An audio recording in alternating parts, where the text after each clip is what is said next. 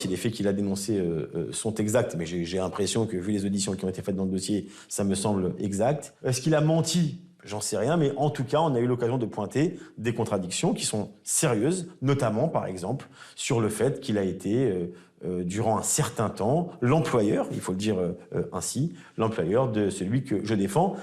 Et nous sommes en réflexion aujourd'hui pour évidemment déposer soit une plainte pénale, soit une saisine d'une juridiction compétente pour cela, pour qu'il se fasse reconnaître de ses droits.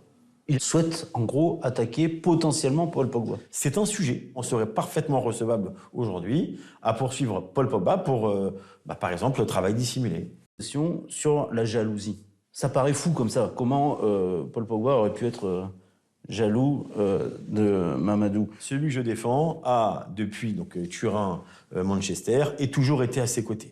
Il y a être à ses côtés, il y a être à un moment donné, être quelqu'un qui est important. Son homme de confiance. Il était rémunéré pour cela. Quand il a voulu prendre son envol, et lorsqu'il a voulu en fait exister, se marier, en fait avoir sa vie, peut-être que ça a été mal perçu par Paul Pogba. Je ne dis pas qu'il était jaloux, Paul Pogba. Je dis qu'à un moment donné, ce qu'il avait entre les mains lui a échappé. Lui a échappé parce qu'effectivement, il s'est émancipé. Et donc peut-être que ça a été mal perçu, mal apprécié, que cette notion en fait de fidélité quasiment à l'infini, il a peut-être violé dans l'esprit peut-être de Paul Pogba.